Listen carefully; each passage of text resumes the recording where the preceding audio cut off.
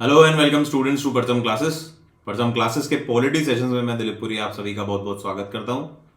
Polity में जो आज हम टॉपिक करेंगे वो है fundamental duties.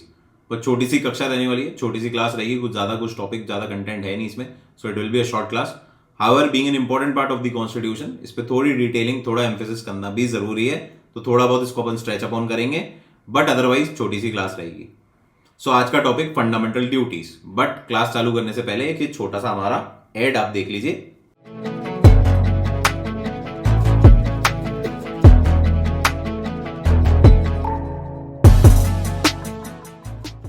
So welcome back. आज का टॉपिक फंडामेंटल ड्यूटीज।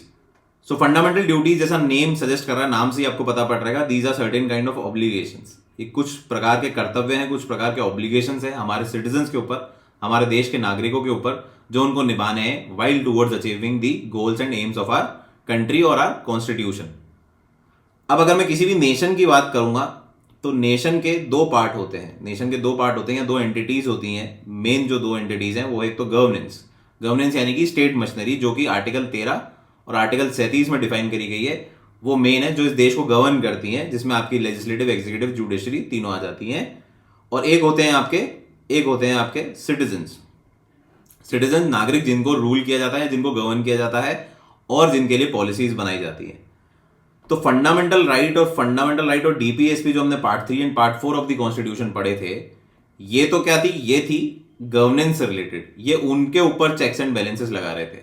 क्या कर रहे थे? उनके ऊपर चेक्स एंड बैलेंसेस लगा रहे थे। ये कुछ ऑब्लिगेशंस थे on the state machinery, on the governance of our country. Clear है बात? ये कुछ ऑब्लिगेशंस थे, कुछ डायरेक्शंस थे कि जो आपको मद्देनजर, आपको दिमाग में रखने वाइल फॉर्मुलेटिंग दी पॉलिसीज, डायरेक्टिव प्रिंसिपल जो थे हमारे, वो कुछ डायरेक्शंस थे, कुछ निर्देश थे। सिमिलरली कुछ अधिकार है जो आपको सिटीजन्स को देने हैं और उनको आप वायोलेट नहीं कर सकते, उनको आप एब्रोगेट नहीं कर सकते। These are the guaranteed rights. तो ये बेसिकली कुछ चेक्स एंड बैलेंसेज है on the governance of our country. लेकिन जब हम देश के गोल्स और देश के गोल और ऑब्जेक्टिव अचीव करने की बात करेंगे तो सिर्फ गवर्नेंस पे चेक्स एंड बैलेंसेस, गवर्नेंस पे ऑब्लिगेशन लगाने से काम नहीं चलेगा। हमारे सिटीजन्स के ऊपर भी हमारे को कुछ ऑब्लिगेशंस लगाने पड़ेंगे, उनको भी कुछ कर्तव्य देने पड़ेंगे, उनसे भी कुछ एक्सपेक्टेशन रखनी पड़ेगी, उनको भी कुछ अकाउंटेबिलिटी देनी पड़ेगी, उनके ऊपर भी कुछ रिस्पॉन्सिबिलिटीज डालनी पड़ेंगी। तभी जाके हम हमारे देश के जो डिफाइंड गोल्स हैं या ऑब्जेक्टिव्स हैं, उन एम्स हैं, उनको अचीव कर पाएंगे। अदरवाइज एक के साथ काम नहीं होगा, गाड़ी के दोनों पहिए साथ साथ चलने चाहिए। तो part 3 and part 4 of the constitution के तहत हमने फंडामेंटल राइट और डीपीएसपी के तहत हमने क्या करा? चेक्स एंड बैलेंसेस तो हमने गवर्नेंस पे तो लगा दिए, लेकिन जो फंडामेंटल ड्यूटी वाला पार्ट है, जो कि चेक्स एंड बैलेंसेस लगाता है हमारे सिटीजन के ऊपर, ये हमने ओरिजिनली कॉन्स्टिट्यूशन में नहीं डाला। क्यों नहीं डाला? क्योंकि नया नया देश बन रहा था, जनता का देश बन रहा था, तो जनता से पहले दिन से एक्सपेक्ट करना गलत हो सकता था, इसलिए नहीं डाला। साथ ही साथ कोई भी डेमोक्रेटिक कंट्री इस दुनिया में, डेमोक्रेटिक नेशन इस दुनिया में फंडामेंटल ड्यूटी का जिक्र नहीं करता है। और हमने हमारा जो कॉन्स्टिट्यूशन है वो मोस्टली दूसरे देश के कॉन्स्टिट्यूशन से इंस्पायर होकर ही लिया है, कहीं ना कहीं से पढ़ के ज्ञान लेके हमने हमारे कॉन्स्टिट्यूशन में उतारा है। तो क्योंकि किसी भी डेमोक्रेटिक नेशन में था नहीं, अपार्ट फ्रॉम जापान एक ऐसा डेमोक्रेटिक नेशन है जहां पे फंडामेंटल ड्यूटी मेंशन्ड है। Otherwise no democratic country in this world has fundamental duties. तो हम भी उसी बैंड वैगन में रहे, उसी कारवां में हम भी चले और हमने भी फंडामेंटल ड्यूटीज हमारे यहाँ पे नहीं इंसर्ट की। हाउएवर इसकी नीड आपको पहले दिन से अराइज होना लग गई थी और फिर फाइनली जाके 42nd अमेंडमेंट 1976 के तहत इंदिरा गांधी जी ने इसको कॉन्स्टिट्यूशन में इंसर्ट किया। और in fact while inserting she also said कि ये एक ऐसी गलती थी हमारे कॉन्स्टिट्यूशनल फोरफादर्स से जो कि हुई, जो उन्होंने इंसर्ट नहीं किया, बट हमारे को ये करना बहुत ज्यादा जरूरी था, इसलिए we are inserting it in the 42nd amendment 1976। तो this was fundamental duties briefing कि क्या होती है फंडामेंटल ड्यूटीज। तो ये चेक्स एंड बैलेंसेस है, ये ऑब्लिगेशंस है, ये कुछ कर्तव्य है expected out of the citizens of our country. हमारे देश के जो सिटीजंस है उनसे भी कुछ कर्तव्य है। ऐसा नहीं है कि सिर्फ एक नेशन के एक पार्ट को चेक्स एंड बैलेंसेस में रखें, ऑब्लिगेशंस डाल के हम देश के गोल्स अचीव कर सकेंगे, तो हमारे को सिटीजंस के ऊपर भी कुछ ऑब्लिगेशंस डालनी पड़ेंगी। दिस इज द बेसिक फंडा ऑफ फंडामेंटल ड्यूटीज। अब फंडामेंटल ड्यूटीज हमने कहां से इंस्पायर होके ली? ये एक इंपॉर्टेंट क्वेश्चन, जैसे नॉर्मल क्वेश्चन हो सकता है कौन सी चीज हम कौन कौन से एरिया से हमने लिए, कौन कौन से देश के संविधान से हमने लिए। तो हमने अर्स्ट वाइल यूएसएसआर जो है हमारे आज की तारीख में जो रशिया है, पहले जो सोशलिस्ट रशिया होता था, वहां से हमने इस कंसेप्ट को लिया है, क्योंकि और तो कहीं यहाँ पे क्या था, ये सिर्फ सोशलिस्ट कंट्री में ही मौजूद था, डेमोक्रेटिक में तो मैं आपको बता ही चुका हूं कि मौजूद नहीं था। तो सोशलिस्ट कंट्रीज इस कंसेप्ट को यूज करती थी, फंडामेंटल ड्यूटी कंसेप्ट को, और उसी से इंस्पायर होकर फिर हमने हमारे कॉन्स्टिट्यूशन में इसे डाला गया है, ये हमारे को बताया गया। ठीक है, in 1976 the fundamental duties 10 fundamental duties were added in the constitution. In 2002 one more fundamental duty, यहाँ पे 10 वर्ड आएगा, 10 fundamental duties were inserted in the constitution, और इन 2002 एक और फंडामेंटल ड्यूटी ऐड करी गई, 11वीं फंडामेंटल ड्यूटी, जिसके बाद अपन जिक्र फंडामेंटल राइट में भी कर चुके हैं जिसका, और डीपीएसपी में भी हम इसका जिक्र कर चुके हैं, और वहां पे मैंने आपको बताया भी था कि ये फंडामेंटल ड्यूटी से कैसे लिंक्ड है। तो अभी तक आपके दिमाग में ये आ जानी चाहिए, मैं हिंट दे चुका हूं, आगे जब आएगी जब आपको वैसे ही मैं समझा दूंगा। तो 10 फंडामेंटल ड्यूटीज जो हैं ये तो हमने 1976 जो अमेंडमेंट संशोधन किया था 42वां, तभी डाल दी थी, और एक जो 11वीं ड्यूटी है उसको हम फिर बाद में लेके आए 2002 के अमेंडमेंट के थ्रू। अब मेन जो कारण है, जो मेन कारण था जिसकी वजह से फंडामेंटल ड्यूटी डाली गई, तो इसका मेन कारण था 1975 में जो इमरजेंसी लगाई गई थी इंदिरा गांधी जी द्वारा 1975 से 1977 के दरमियान।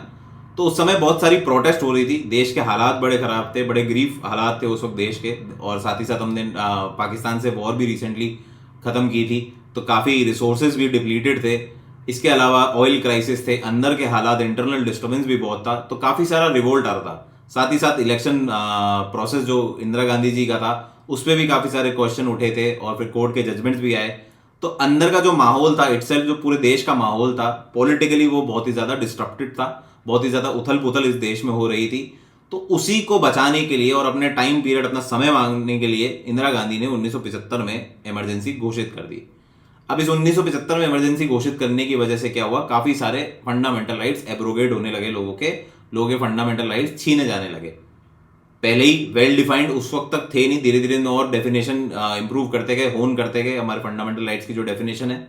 साथ ही साथ जो थे उनको भी पूरे के पूरे एब्रोगेट कर लिया गया, ले लिया गया लोगों से। होता ही है जब ये इमरजेंसी सिचुएशन है तो फंडामेंटल राइट्स लोगों के ले लिए जाते हैं। अब फंडामेंटल राइट्स लोगों के ले लिए जा रहे हैं तो बहुत सारी प्रोटेस्ट, बहुत सारे revolt, violent protest, internal disturbance create होने लग गया, और इसी को कर्व करने के लिए इमरजेंसी लगाई गई, और इमरजेंसी के साथ साथ फिर 1976 में फंडामेंटल ड्यूटीज की नीड पे बात चलने लगी, और फिर 1976 में इसको इवेंचुअली लाया भी गया। तो इन 1976 जब मैं आपको बता रहा हूँ ये माहौल चल रहा था, तो कांग्रेस पार्टी ने एक कमेटी बनाई अंडर सरदार स्वर्ण सिंह के तहत के नीचे एक कमेटी बनाई, जिसको बोला गया कि आप अपने देश के हालात समझें, इस पूरे देश के कॉन्स्टिट्यूशन को अच्छे से पढ़ें, और फिर हमें ये सुझाव दें कि हमें फंडामेंटल ड्यूटीज डालनी चाहिए, और डालनी चाहिए तो कौन सी डालनी चाहिए, किस तरीके से डालनी चाहिए, क्या प्रोसेस है। इसके लिए पूरी एक कमेटी बनाई गई अंडर दी चेयरमैनशिप ऑफ सरदार स्वर्ण सिंह। ये एक बहुत ही प्रोमिनेंट लीडर थे अपने टाइम के, और कैबिनेट मिनिस्टर रहे हैं, शायद लॉन्गेस्ट सर्विंग कैबिनेट मिनिस्टर रहे हैं भारत के आज तक। जवाहरलाल नेहरू के टाइम से ही ये बहुत ही ज़्यादा इंपॉर्टेंट पॉलिटिकल फिगर थे, और इंदिरा गांधी के टाइम पे भी ये पीक पे ही थे। तो इनसे रिक्वेस्ट की गई कि भैया आप इस कमेटी को हेड करें, और नेसेसिटी बताएं कि फंडामेंटल ड्यूटी की कितनी नेसेसिटी है, और किस तरीके से फिर इसे हम लागू करें। So the company recommended the inclusion of a separate chapter on fundamental duties in the constitution. जो एक कमेटी थी, इनकी सबसे इंपॉर्टेंट रिकमेंडेशन ये थी कि भाई साहब आपको फंडामेंटल ड्यूटी को बहुत ज़्यादा सीरियसली लेना चाहिए, क्योंकि fundamental duty is the need of the hour, और एक देश के गोल्स एंड एम्स अचीव करने हैं तो आपको ड्यूटी सिटीजन पे भी डालनी पड़ेगी, रिस्पॉन्सिबिलिटी अकाउंटेबिलिटी सिटीजन पार्ट पे भी आपको डालनी पड़ेगी, सिर्फ गवर्नेंस पार्ट पे नहीं होनी चाहिए। तो इसको आपको कॉन्स्टिट्यूशन में तो इंसर्ट करना ही चाहिए, और साथ ही साथ एक स्पेशल चैप्टर अलॉट करना चाहिए, डिफरेंट चैप्टर अलॉट करना चाहिए, इसको किसी के साथ मिक्स नहीं करना चाहिए। इतना इंपॉर्टेंट पार्ट है कि it should be laid down separately in the constitution. It stress that the citizen should become conscious that in addition to the enjoyment of right they also have certain duties to perform as well. हमारे को ये बताना चाहिए हमारे citizens को, ये इतना clearly explicitly हमारे को हमारे कॉन्स्टिट्यूशन में डालना चाहिए कि सिटीजन्स को ये अंदाजा लगे कि भाई साहब आप सिर्फ राइट्स एंजॉय करने के लिए नहीं हो, आपको ड्यूटीज भी परफॉर्म करनी है, कुछ रिस्पॉन्सिबिलिटी भी आपके ऊपर है, कुछ अकाउंटेबिलिटी भी आपके ऊपर है। जो आपको फ्रीडम दे रखी है उसकी आड़ में आपका जो मन कर रहे हो आप नहीं कर सकते। आपको नेशन की रिस्पेक्ट करनी पड़ेगी, आपको देश की सरकार की रिस्पेक्ट करनी पड़ेगी, आपके देश की रूल की रिस्पेक्ट करनी पड़ेगी, जो कि इस टाइम ऑब्वियसली बात है रूल भी बियॉन्ड लिमिट्स जा रहा था। 1975 के टाइम में, उस टाइम जब इंदिरा गांधी का बुरा समय चल रहा था, तब ऑब्वियसली बात है रूल भी एक्सटेंडेड था, अपनी लिमिट्स क्रॉस कर रहा था। तो similarly citizen point of view से भी बहुत सारी ऐसी हरकतें थी जो कि नेशन के हित में नहीं थी, देश के गोल्स के हित में नहीं थी, ऑन दी कॉन्ट्ररी उसको अपोजिट कर रही थी, उसको कॉन्ट्राडिक्ट कर रही थी, उसको रोक रही थी, ग्रोथ को सस्टेन नहीं करने के बजाय उसको काट रही थी। सो डालना भी जरूरी है, और क्योंकि उस वक्त हमारी सरकार भी थोड़ी इस तरीके से हो गई थी, सरकार बहुत ज्यादा स्टेप अपनी सरहदों से, लिमिट से बाहर निकलने लग गई थी, तो उनका डालना पर्पस भी था कि अब हमें हमारे को कर्ब करना है, हमारे देश के प्रोटेस्ट, जो हमारे देश में प्रोटेस्ट मचा रहे हैं, रिवोल्ट मचा रहे हैं, उन सबको रोकना भी है, और साथ ही साथ हमारे को ये ड्यूटी सिटीजन पे इंप्लाई भी करनी है। So the Congress government at center accepted these recommendations and enacted 42nd constitutional amendment 1976। Congress government, जो कि जिनका प्लान ही था कि फंडामेंटल ड्यूटीज हमें डालनी है, इस समय इंदिरा गांधी के प्लान में ही था, उसी के लिए उन्होंने कमेटी बनाई, और फिर कमेटी की रिकमेंडेशन भी उन्होंने मानी, और उसके तहत 42वां संशोधन के तहत 1976 के तहत उन्होंने फिर फंडामेंटल ड्यूटीज इंसर्ट कर दी। This amendment did a new part 4A of the constitution. हालांकि इसे सेपरेट चैप्टर नहीं डाला गया, बट इसे क्या कर दिया गया, इसे पार्ट 4 जो डीपीएसपी का पार्ट था उसी के अंदर एक और अमेंडमेंट ऐड कर दिया गया, इसको उसी में ऐड करके part 4A of the constitution बनाया गया। और ये आगे चल के क्रिटिसिज्म भी है, या बोला जाता है कि ये क्रिटिसिज्म भी है कि इसको पार्ट 4 के साथ हमने डाला, इसलिए इसकी इंपॉर्टेंस इतनी ज्यादा महत्व निकल के नहीं आई। अगर इसको यहीं पे हम फंडामेंटल राइट वाला जो पार्ट है पार्ट 3 के साथ अगर हम इसको अपेंडेज कर देते या ऐड कर देते, तो हो सकता है इसकी वैल्यू थोड़ी सी और ज्यादा हो जाती, या इसका महत्व कुछ ज्यादा लोगों को समझ में आता। बट अनफॉर्चुनेटली क्योंकि पार्ट 4A के साथ ये एसोसिएटेड है, तो पार्ट 4 ऑटोमेटिकली डायरेक्टिव प्रिंसिपल है जो खुद में ही जस्टिसेबल नहीं है, तो फंडामेंटल ड्यूटी की जो इंपॉर्टेंस है वो भी कम हो जाती है। हालांकि ये फालतू की बात है, every part of the constitution, every word of the constitution has its own wait, उसका खुद का वेट है, तो ऐसे कोई दिक्कत नहीं है कि कहां पे डाला गया। बट क्योंकि क्रिटिसिज्म है तो लोग बोलते हैं कि भैया पार्ट 3 में होता तो ज्यादा महत्व होता, ज्यादा कुछ इसका वैल्यू होती। This amendment added a new part, namely Part 4A to the Constitution। ये मैं आपको बता ही चुका हूँ। This new part consists of one article, that is Article 15A। सिर्फ एक ही आर्टिकल डाला गया Part 4A of the Constitution में 51A नाम से, जिसके अंदर 10 फंडामेंटल ड्यूटीज नीचे डाली गई, which for the first time specified a code of 10 fundamental duties for the citizen। Clear है यहाँ तक कहानी, कोई ज्यादा माथापुड़ी वाली बात नहीं है। Though Swan Singh Committee suggested the incorporation of fundamental duties, 8 fundamental duties, the 42nd amendment incorporated 10 duties. स्वर्ण सिंह की जी कमेटी थी, उन्होंने 8 फंडामेंटल ड्यूटीज बताई थी, लेकिन क्योंकि Indira Gandhi ji was on the role और उनको तो बल्कि सिटीजन्स के राइट्स को कर्टेल करना था, एक सिस्टम ऐसा बनाना था, तो उन्होंने 8 की जगह 10 फंडामेंटल ड्यूटीज डाल दी। हालांकि कुछ ऐसी फंडामेंटल ड्यूटीज या कुछ ऐसे रिकमेंडेशन थे स्वर्ण सिंह कमेटी के जो कि इन्होंने माने भी नहीं, इन्होंने नहीं माने, और अपनी तरीके से थोड़ा सा मॉडिफिकेशन करके टोटल 10 फंडामेंटल ड्यूटीज इन्होंने भारत देश के संविधान में part 4A of the constitution में अंडर आर्टिकल 51A डाल दी। Interestingly certain recommendation of the committee were not accepted. ये मैंने आपको बता दिया, सारी नहीं मानी, कुछ इन्होंने नहीं मानी, जिसमें से कुछ इंपॉर्टेंट है जो पार्लियामेंट ने नहीं मानी। द पार्लियामेंट, इनकी रिकमेंडेशन थी, स्वर्ण सिंह कमेटी की रिकमेंडेशन थी, जो कि गवर्नेंस ने नहीं मानी, या सरकार ने, पार्लियामेंट ने उस वक्त नहीं मानी। क्या थी कि पार्लियामेंट में provide for the imposition of such penalty and punishment may be considered appropriate for any non compliance with और refusal to any of the duties. ये चाहते थे कि जैसे part 3 totally guaranteed by the constitution है और justiciable है, similarly part 4A of the constitution जो है, इसके अगेंस्ट पेनल्टी और पनिशमेंट भी होना चाहिए अगर कोई भी इसको फॉलो नहीं करता है। कोई भी सिटीजन अगर फंडामेंटल ड्यूटीज पूरी नहीं करता है या उसके साथ नॉन कंप्लायंस करता है, तो उसको पीनलाइज या पनिशमेंट भी देना चाहिए। बट इस वक्त क्या है सिचुएशन, 1975 के आसपास, 76 के आसपास थोड़ी ग्रीवियस सिचुएशन थी हमारे भारत देश की, जो जनता थी वो काफी खफा थी इंदिरा गांधी से, तो इतना ज्यादा स्ट्रिक्ट भी नहीं होके, इतने ज्यादा कठोर भी ना होके, इन्होंने इसको पूरी तरीके से लीगल नहीं बोला और नॉन कंप्लायंस पे इतना जोर नहीं डाला। हालांकि इन्होंने कुछ ऐसे फंडामेंटल ड्यूटीज हैं इसके अंदर, जो भी अब आगे पढ़ेंगे, जिनके लिए फिर सेपरेट एक्ट्स बनाए गए, जो कि ऐसी थी कि जिनको तो हम अवॉइड कर ही नहीं सकते। अगर सिटीजन ऐसा कोई काम करेगा तो सिटीजन को सजा होगी। तो इनमें से कुछ फंडामेंटल ड्यूटीज हैं जिनके साथ एक्ट एसोसिएट कर दिए गए, सेपरेट एक्ट एसोसिएट कर दिए गए, और जब भी वो फंडामेंटल ड्यूटी नॉन कंप्लायंट होती है या कोई भी उसका कंप्लायंस नहीं करता है, तो उस एक्ट के थ्रू उनको सजा दी जाती है।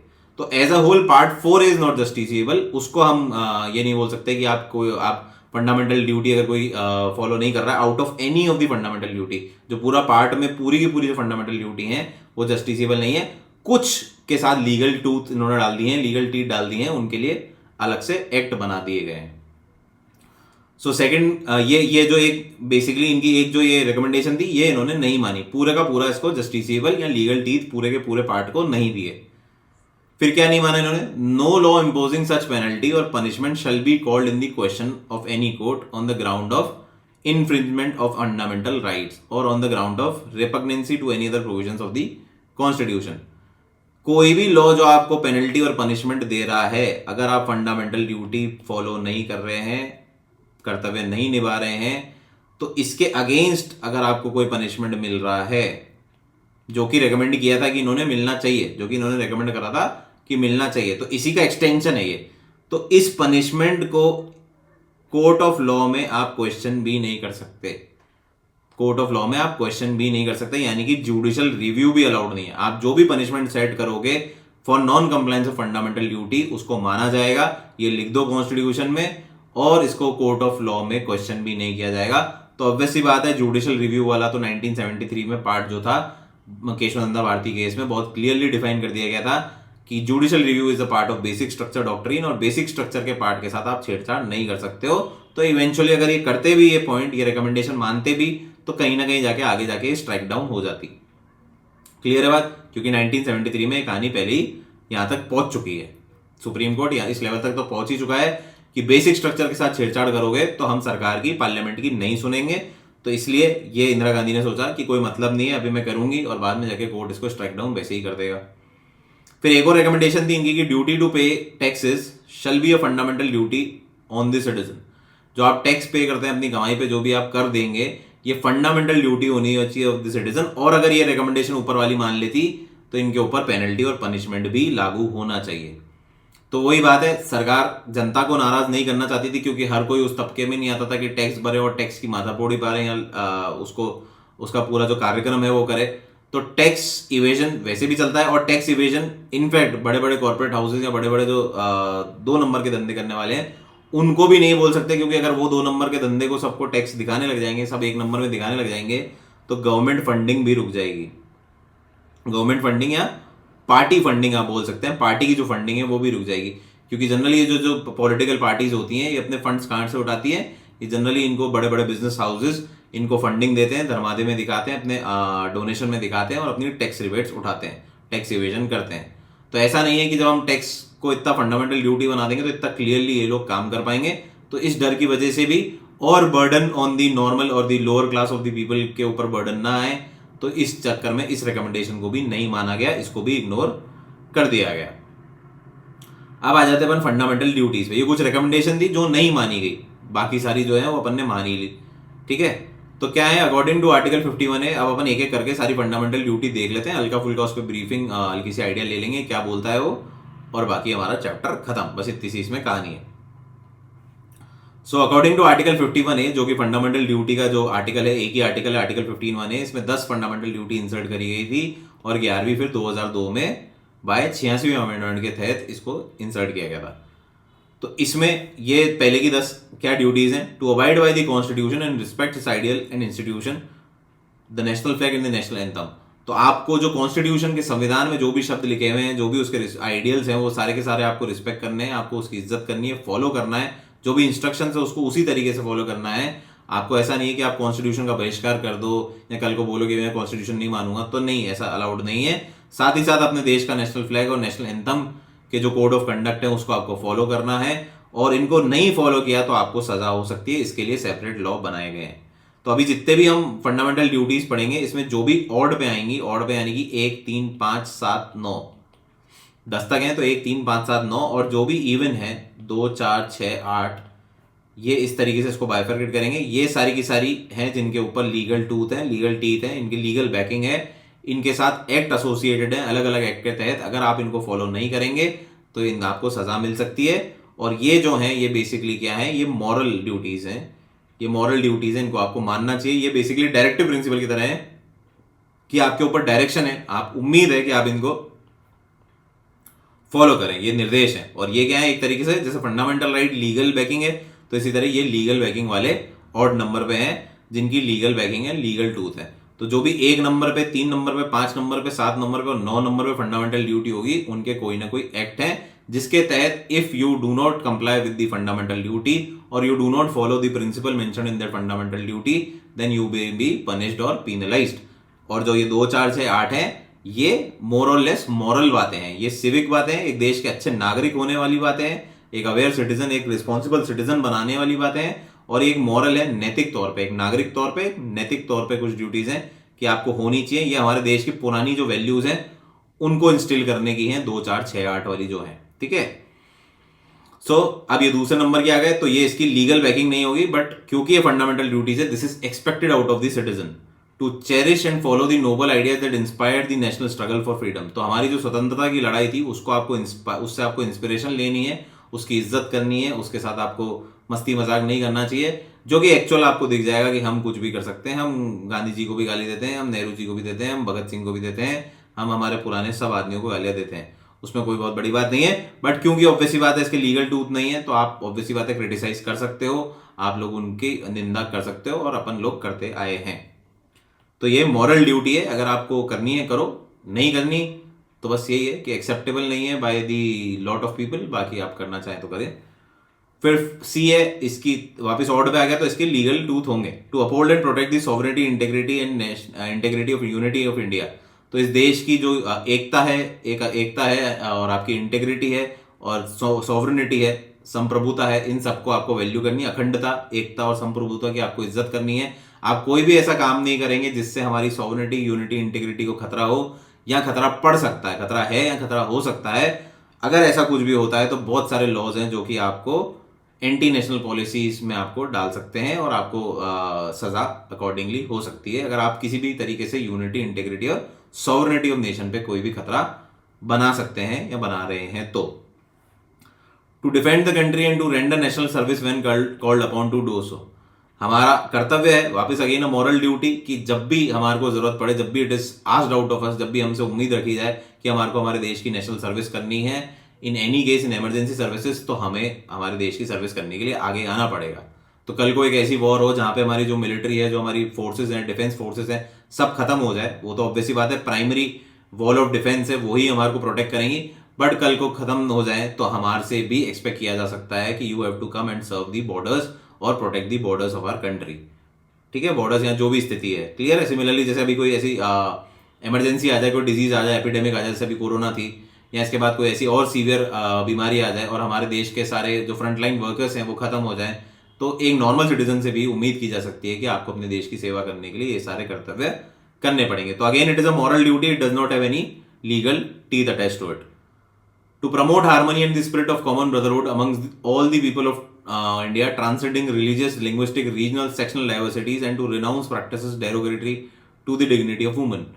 तो विमेन की जो डिग्निटी है, विमेन से रिलेटेड जो भी एंटी विमेन लॉज हैं, एंटी विमेन प्रैक्टिसेस हैं, या डेरोगेटरी विमेन प्रैक्टिसेस हैं, जो पहले डाउरी होती थी, सती होती थी, या जहाँ पे भी हम औरत के दर्जे को कम रखते हैं मर्द के दर्जे से, या उनको नीचा दिखा सकते हैं, तो ऐसी पॉलिसीज अलाउड नहीं है। ऐसा कोई भी काम आप नहीं करेंगे, और अगर आप करते हैं तो फिर आपके लिए लीगल सोल्यूशंस हैं, फिर आपको लीगली आपको डिटेन किया जाएगा, या जो भी प्रोसेस है, जो भी लॉ अटैच्ड है इसके साथ, जो भी एक्ट इसके साथ अटैच्ड है, उसके तहत जो भी पनिशमेंट है वो आपको जेल नहीं पड़ सकती है। अपार्ट फ्रॉम दैट आपको इस देश में भाईचारे की फीलिंग बनानी है, फ्रेटर्निटी की भावना फैलानी है। आप सेक्शनिस्ट मूवमेंट नहीं चला सकते, आप अलग अलग टुकड़े करने वाली बात नहीं कर सकते, देश को अलग करने वाली बात नहीं कर सकते, आप जोड़ने वाली बात कर सकते हो, यूनिटी वाली बात कर सकते हो, सेपरेटिस्ट मूवमेंट नहीं चला सकते। अगर ऐसा कुछ भी है, किसी भी बेस पे आप सेपरेटिज्म फैला रहे हो, चाहे वो लैंग्वेज के बेस पे है, चाहे आप रिलीजन के बेस पे आप अगलाव फैला रहे हो, या रीजन के बेस पे फैला रहे हो, किसी भी बेस पे अगर आप फैला रहे हो, तो it is punishable under the act जिसको ये कवर करता है। क्लियर है? सो इस इज ऑड और इसके लीगल टीथ हैं। To value and preserve again moral rich heritage of the country's composite culture. अब हमारा देश है जो कंपोजिट कल्चर है हमारे देश का, इतना पुराना जो कल्चर है जिसमें नाना प्रकार के कल्चर इंक्लूडेड है, क्योंकि हमारा देश एक धर्म नहीं है, एक तरीके का कल्चर नहीं है, एक तरीके का कल्ट नहीं है। यहाँ पे 50 लोग आए, 50 राजे रजवाड़े आए, 50 टाइप की डिनेस्टीज आई, उन्होंने यहाँ पे कॉन्कर करा, यहाँ पे काम करा, अपने अपने लोग फैलाए, अपने अपने धर्म फैलाए, अपने अपने कल्ट फैलाए, अपने अपने रिचुअल्स फैलाए। तो हमें इस रिच हेरिटेज को इवेंचुअली जाके हमारा रिच हेरिटेज बना क्यों? क्योंकि इतनी सारी डिफरेंसेस थे, इतने सारे डाइवर्सिटीज थी, और फिर भी हम सब एक साथ रहते थे। तो इस जो हेरिटेज की जो खूबसूरती है, इसको हमें मेंटेन करना है। जो सेक्युलरिज्म है, जो openness to accept all the religion, all the people, all languages, any which ways, जो भी चीज़ें हैं अलग अलग हैं, उन सबको हमें एक्सेप्ट करना है और इस हेरिटेज को हमें मेंटेन करते हुए चलना है, रिच हेरिटेज को, ताकि हम हमारे देश का नाम पूरी दुनिया में रोशन कर सकें। तो ये मॉरल ड्यूटी है। Again, it does not have any legal teeth to it. फिर आता है to protect and improve the natural environment including forest, lakes, rivers and wild life, and to have compassion for the living creatures. अभी धीरे धीरे इंसान की बुद्धि में समझ में आई कि इंसान अकेला कुछ नहीं है। जो पूरा इकोसिस्टम बना हुआ है, पूरा जो एटमॉस्फेयर बना हुआ है, पूरा जो एनवायरनमेंट बना हुआ है, हमें अगर सर्वाइव करना है इस अर्थ पे, तो हमारे को पूरे एनवायरनमेंट को साथ लेके चलना पड़ेगा।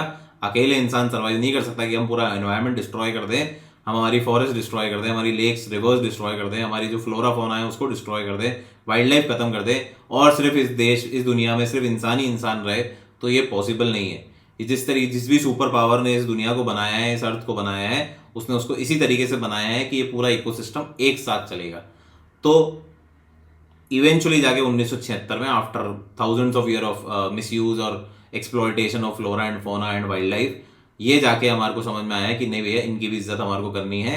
और इसलिए फिर इसे फंडामेंटल ड्यूटी में डाला गया कि भैया अब आपको बचाने की जरूरत है, क्योंकि अब तो बिल्कुल वो वाला पॉइंट आ गया है कि अगर आप नहीं करोगे तो भैया आपका नाश तय है। आपके बाढ़ें आएंगी, आपके सूखे पड़ेंगे, बहुत सारी ऐसी चीज़ें आएंगी, वाइल्ड लाइफ खत्म हो जाएगी, आपकी नई नई बीमारियां आ जाएंगी, नए नए वायरसेस आ जाएंगे, बहुत कुछ हो सकता है। तो इन सब से सेव करने के लिए आपको ये चीज़ तो करनी ही पड़ेगी, झक मरा के करनी पड़ेगी। और इसलिए अब इसके साथ लीगल टूथ भी डाल दिए गए हैं, लीगल टीथ भी हैं इसके, कि भैया अगर आपने कोई भी वाइल्ड लाइफ को नुकसान पहुंचाया, फ्लोरा फोना को नुकसान पहुंचाया, तो पनिशेबल एक्ट्स बनाए गए हैं। बहुत सारे वाइल्ड लाइफ प्रोटेक्शन एक्ट हैं, बहुत सारे forest protecting, trees protecting act है, ग्रीन ट्राइब्यूनल्स है जो कि इन मामलों को देखती है, और फिर सीवियर सजाएं भी अलॉट की जाती हैं। H, to develop scientific temper, humanism and the spirit of inquiry and to reform. ये सब क्या है? ये देखो, अब ये नए ये इस ह्यूमन इवोल्यूशन की नई प्रॉब्लम्स है। ऊपर वाली तो चलो ठीक है, बहुत सालों से ये चलती हुई आ रही है, ब्रदरहुड फैलाना, भाईचारा फैलाना, लेकिन ये क्या नई प्रॉब्लम्स का सोल्यूशन है? To develop scientific temper. अब हमारा देश हमेशा से ऑर्थोडॉक्स कन्वेंशनल थिंकिंग का देश रहा है, तो वहाँ पे जो किताब में लिखा हुआ है, जो ग्रंथों में लिखा हुआ है, जो पुराने वेदों में लिखा हुआ है, जो भी रिलीजियस टेक्स्ट है, जिस भी धर्म का, हर धर्म का रिलीजियस टेक्स्ट एनार्किक है, तो उसमें क्या है, जो भी चीज़ें लिखी हुई हैं उसको फॉलो कर रहे हैं ऑर्थोडॉक्स, बिना किसी क्वेश्चन करे। कोई भी क्वेश्चन नहीं है कि क्यों हो रहा है, कैसे हो रहा है, क्या ये प्रोसेस सही है, किसने बनाया है, कोई क्वेश्चन नहीं है, कोई भी साइंटिफिक टेम्पर नहीं है। तो इस फंडामेंटल ड्यूटी के तहत ये कोशिश की जा रही है कि लोगों के अंदर हम ये भावना डालें कि भैया आप साइंटिफिक टेम्पर डेवलप करें, इंटेलेक्चुअल टेम्पर डेवलप करें, आप हर चीज़ को स्पिरिट ऑफ इंक्वायरी के साथ देखें। ऐसा नहीं है कि जो लिखा हुआ है वो ही सही है। अगर आपको लगता है आफ्टर गेटिंग प्रूफ कि जो लिखा हुआ है वो सही है, तो उसको फॉलो कीजिए, कोई बात नहीं, बट एटलीस्ट क्वेश्चन वाला जो आपकी मेंटेलिटी है, क्यूरियोसिटी वाली जो मेंटेलिटी है, उसको डेवलप करिए, तभी इस दुनिया में हम आगे बढ़ सकेंगे। नहीं तो हम क्या स्टेगनेंट रह जाएंगे। जो लिखा हुआ है वो तो पहले लिख दिया, अब इसी को फॉलो करना है, तो दुनिया आगे कैसे बढ़ेगी? इवोल्यूशन प्रोसेस आगे कैसे बढ़ेगा? नए नए क्वेश्चन पूछेंगे तभी तो इवोल्यूशन होगा, नई नई चीज़ों को एक्सप्लोर करेंगे, ट्राई करेंगे, तभी तो इवोल्यूशन प्रोसेस आगे बढ़ेगा, नहीं तो फिर वो स्टेगनेंट हो जाएगा। तो ये नीड ऑफ द आवर है, तो ये भी हमारे को फंडामेंटल ड्यूटी के तहत डाली गई। हालांकि again it is not having any legal protection to it और compliance to it. So to safeguard public property and to absorb violence, ये ऑब्वियसली बात है, ये आपने कहीं देखा होगा, कई लोगों को पब्लिक प्रॉपर्टी जलाते हुए, बसों का नाश करते हुए, उड़ाते हुए, फूकते हुए, टायर जलाते हुए, बहुत सारी चीज़ें करते हुए। इस देश में नाना प्रकार की चीज़ें होती है, और इस देश में क्या पूरी दुनिया में होती है। तो इस पब्लिक प्रॉपर्टी को, क्योंकि ये पब्लिक के पैसे से आती है, पब्लिक के टैक्स से आती है, तो पब्लिक ही पब्लिक का नुकसान कर रही है। इनको सिर्फ ये बुद्धि देने के लिए इसको कॉन्स्टिट्यूशन के फंडामेंटल ड्यूटी में डाला गया, और इसके साथ लीगल टूथ डाल दिए गए। इसके एक्ट हैं जो कि इस तरह की जो भी ऐसी हरकतें हो रही है, तो अगर पकड़ी जाए, होती तो है, पर वही बात है, उसको पकड़ा जाना इंपॉर्टेंट है। अगर पकड़ी जाए और प्रूव होता है तो फिर उन पर सजा भी दी जा सकती है। फंडामेंटल ड्यूटी है कि आपको ये नहीं करना है। बट हमारे तो हर पॉलिटिकल पार्टी के जो लौंडे हैं, जो कार्यकर्ता हैं, उनको तो ये करना ही करना है। अलग चल रहा है, कॉन्स्टिट्यूशन अलग चल रहा है, पॉलिटिकल पार्टीज के एजेंडा अलग चल रहा है। To strive towards excellence in all spheres of individual and collective efforts activity so that the nation constantly rises to higher levels of endeavor and achievement। अब क्योंकि ये देश की बात आ गई है, देश पे पहुंच गई बात कि भाई अब आपको क्या करना है, सिटीजन्स को एक्सेलेंस लानी हर स्फेयर में, हर विभाग में। जो भी आप काम कर रहे हैं, जो भी आप, चाहे आप डॉक्टर हैं, चाहे आप इंजीनियर हैं, चाहे आप चार्टर्ड अकाउंटेंट हैं, चाहे आप यूपीएससी की तैयारी कर रहे हैं, चाहे आप एग्जीक्यूटिव हैं, चाहे आप लेजिस्लेटिव हैं, चाहे आप जुडिशरी हैं, हर स्फेयर में हर इंडिविजुअल को एक्सेलेंस की तरफ भागना चाहिए ऑन एन इंडिविजुअल लेवल इकलौता, और पूरे कलेक्टिव लेवल पे भी जो भी उसकी इंडस्ट्री है उसके साथ के साथ आगे बढ़ना चाहिए ताकि हमारा नेशन आगे बढ़ सके। Again it is a moral duty, no legal teeth attach to it. फिर आता है के। अब ये 11वीं आ गई। ये 10 तो फंडामेंटल ड्यूटीज ओरिजिनली जो 76 अमेंडमेंट के 42nd अमेंडमेंट के साथ डाली गई 1976 में। ये 11वीं एक फंडामेंटल ड्यूटी है। अच्छा, पहले यहां बता दूं, ये जो 10 फंडामेंटल ड्यूटी हैं, इनका अपोजिशन सरकार जो थी उस टाइम की, जो अपोजिशन सरकार थी, बहुत ही खुल के इन्होंने इनका विरोध करा। ये जो 10 फंडामेंटल ड्यूटी इंदिरा गांधी ने डाली, तो पॉलिटिकल पार्टी जो भी अपोजिशन ने, सबने इसका विरोध खूब चढ़ के करा, सब ऊंचे ताते पे इन्होंने सबने विरोध करा। ऐसा नहीं है कि किसी ने बोला कि भैया इन्होंने सही काम किया। बट अगर आप अपने पर्सपेक्टिव से देखो, आपको लगेगा कि फंडामेंटल ड्यूटी डालना जरूरी है, क्योंकि नेशन का जो उद्धार है या नेशन के गोल्स अगर अचीव करने हैं तो फंडामेंटल ड्यूटीज होनी चाहिए। ऑब्लिगेशन सिटीजन के ऊपर भी होने चाहिए, ऑब्लिगेशन गवर्नेंस के ऊपर भी होने चाहिए। चेक्स एंड बैलेंसेस सिटीजन के ऊपर भी होने चाहिए, चेक्स एंड बैलेंसेस गवर्नेंस के ऊपर भी होने चाहिए। तो in a way it was the right movement. और इसी को फिर जब 1977-8 में जब दूसरी सरकार आई, मोरारजी देसाई की सरकार आई, तो उन्होंने फंडामेंटल ड्यूटीज का जो ये अमेंडमेंट है 40 आर्टिकल 51A, इसको रिपील नहीं किया, despite opposing it at the time of its origination, या जब इसको डाला जा रहा था, इंसर्शन इन द कॉन्स्टिट्यूशन हो रहा था, तब इसको इन्होंने विरोध में रहा, इसको बोला कि ये बहुत गलत कर रहे हैं, फंडामेंटल राइट्स एब्रोगेट कर रहे हैं, लोगों के ड्यूटीज डाल रहे हैं सिटीजन पे। हमारा देश इस कंसेप्ट पे बना ही नहीं है कि हम हमारे सिटीजन से एक्सेप्ट करें, हमारी गवर्नेंस को हमारे देश के लिए काम करना है। तो ये इस तरीके के अपोजिशन इन्होंने खूब सारे दिए, बट क्योंकि इनको भी पता था कि ये जरूरी है, इस तरीके से देश आगे नहीं बढ़ेगा, तो जैसे जब तख्ता पलट हुआ सरकार में, तो भी इन्होंने फंडामेंटल ड्यूटीज को नहीं हटाया और इसको रखा, क्योंकि इनको भी पता था कि इट इज अ मैंडेटरी और it is a necessary part to the constitution and it should be there. और फिर इन्हीं की सरकार, जब 2002 में एक सरकार थी, तो 86 अमेंडमेंट के थ्रू इन्होंने एक और फंडामेंटल ड्यूटी डाली which was very much necessary.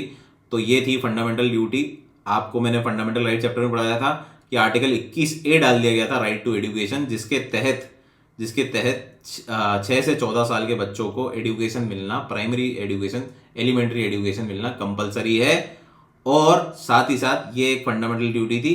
अब इसके साथ क्या कर दिया, फंडामेंटल राइट था, इसके साथ एक फंडामेंटल ड्यूटी डाल दी, 11वीं जो फंडामेंटल ड्यूटी है, कि जो इनके वार्ड्स हैं या इनके गार्जियन हैं, जो भी इन बच्चों के माँ बाप, सॉरी, ये वार्ड्स के जो भी माँ बाप हैं, पेरेंट्स हैं या फिर गार्जियन हैं, उनके ऊपर ये ड्यूटी डाल दी कि भाई साहब इनको स्कूल भेजो, आपके ऊपर ये फंडामेंटल ड्यूटी है। कोई लीगल बैकिंग नहीं है, कोई लीगल टूथ नहीं है, बट ये क्या है, ये आपके ऊपर ऑब्लिगेशन है, एक एक्सपेक्टेशन है स्टेट की कि हम तो अब आपको एजुकेशन प्रोवाइड करने की स्थिति में आ चुके हैं, क्योंकि ये डीपीएसपी था पहले तो डीपीएसपी में डायरेक्शन था कि भैया आपको ऐसे प्रयास करने चाहिए कि इनको एजुकेशन प्रोवाइड की जाए। फिर बाद में जाके इसको 21A के तहत एक आपने क्या कर दिया, आपने इसको फंडामेंटल राइट भी बना दिया कि अब हम तैयार हैं, हम एजुकेशन दे सकते हैं 6 से 14 साल के बच्चों को। तो अब 6 से 14 साल के बच्चों के जो माँ बाप हैं या जो भी इनके गार्जियन हैं, उनकी रिस्पॉन्सिबिलिटी बनती है कि वो इनको शिक्षा ग्रहण करने के लिए स्कूलों में भेजें। तो यही ये बोलता है, to provide opportunities for education to his child और ward between the age of 6 and 14 year, this duty was added by the 86th constitutional amendment act 2002। इसको 86वें अमेंडमेंट के साथ ऐड किया गया था, ओरिजिनली ये इंसर्टेड नहीं था। So this was fundamental duties. मैं आपको सारी ब्रीफिंग दे चुका हूँ। कुछ फीचर्स हैं, वैसे तो आपको समझ में आ ही गए होंगे, हल्का सा एक बार वापस देख लेते हैं। What are the features? Some of them are moral duties and others are civic duties. ये मैंने आपको बता दिया, कुछ नैतिक हैं, कुछ नागरिक की ड्यूटीज हैं। For instance cherishing noble ideas, ये बात कौन कौन सी है? जो भी जिनके पास लीगल बैकिंग नहीं है, यानी कि इवन वाली जो है अप टू 10 जो भी इवन है वो सारी मॉरल है, और जो भी ऑड है वो सारी की सारी सिविक ड्यूटी है, क्योंकि वो नागरिक के ऊपर है और नागरिक को इस तरीके से रहना है, ये आपको बता रहा है ऑड वाला, और नहीं तो फिर आप पनिशेबल ऑफेंस में आ जाएंगे। Second, they refer to such values which have been a part of Indian tradition, mythology, religion and practices. In other words, they essentially maintain just a codification of tasks of Indian way of life. तो इसमें जो भी हमारा rich heritage है, हमारे को ध्यान रखना है इन सब चीज़ों का, हमारे हेरिटेज, हमारे जो डाइवर्सिटीज़ हैं, हमारी इंटीग्रिटी और हमारी यूनिटी को मेंटेन करना है, ये हमारे इंडियन प्री टेक्स्ट से चलता आ रहा है, इंडियन माइथोलॉजी, इंडियन ट्रेडिशन का पार्ट बहुत सालों से है। तो इसका बस ये कोडिफिकेशन ही है और कुछ खास इसके अंदर है नहीं, ये ऐसा कैरेक्टरिस्टिक बोलता है। Unlike some of the fundamental rights which expand to all the person, whether citizens or foreigners, the fundamental duties are confined only to citizen. अब इसमें क्या, फंडामेंटल राइट जो हैं वो तो भैया सिटीजन के लिए भी हैं और नॉन सिटीजन के लिए भी, यानी एलियन लोगों के लिए भी हैं जो हमारी कंट्री में रह रहे हैं, तो दोनों के लिए ही हैं।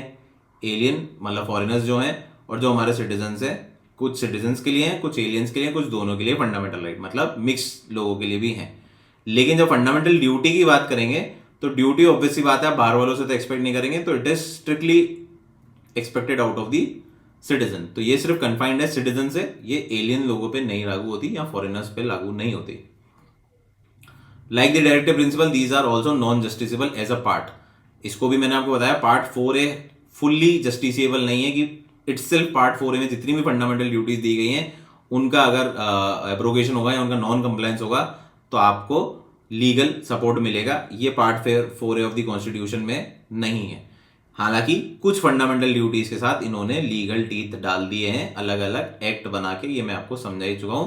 बट इटसेल्फ पूरे पार्ट 4A की बात करेंगे तो ये नॉन जस्टिसेबल है, इसके साथ कोई भी लीगल बैकिंग नहीं है। इटसेल्फ पूरे पार्ट की बात करेंगे, जो कि फंडामेंटल राइट में आपको पता है कि अवेलेबल है, कि अगर नहीं होगा तो आर्टिकल 32 में आपको गारंटी दे रहा है कॉन्स्टिट्यूशन ऑफ इंडिया के, आर्टिकल 32 के तहत सुप्रीम कोर्ट में जाके आप, और आर्टिकल 226 के तहत हाई कोर्ट में जाके आप इसका इलाज ले सकते हैं, या remedy to that you can be getting while going to the courts from article 226 to the high courts और article 32 to the supreme court। But ऐसा कुछ भी सुविधा आपको यहाँ पे उपलब्ध नहीं है। यहाँ पे एक्ट बनाए गए, हर एक ड्यूटी का सेपरेट एक्ट होगा, उसके तहत आपको पनिशमेंट हो सकता है। क्लियर है? So this was all in fundamental duty. छोटा सा चैप्टर था, कुछ ज्यादा है नहीं। इंपॉर्टेंस बस आपको इंपॉर्टेंस एज अ नागरिक ज्यादा समझ में आनी चाहिए, आपको पता होना चाहिए कि आपका देश आपसे क्या चाहता है, इतना ही है। बाकी इससे कुछ ज्यादा इंपॉर्टेंस नहीं है। नेक्स्ट जो चैप्टर करेंगे अपन वो अमेंडमेंट वाला पार्ट, अमेंडमेंट कैसे होता है कॉन्स्टिट्यूशन में, और एक बेसिक स्ट्रक्चर डॉक्ट्रीन क्या है, इसके ऊपर थोड़ी सी डिटेल में चैप्टर लेके आएंगे, क्लास लेके आएंगे। So see you in the next class, जब भी आएगी, कल या जो भी आपके नेक्स्ट वीक जब भी इसका रोल ऑफ ऑन होगा तब इसको देखते हैं। Till then take care. कोई भी प्रॉब्लम हो you can always ask me in the comment section, और you can connect with me at various other social platforms. I am available at almost all the social platforms. See you soon, take care, tata, bye.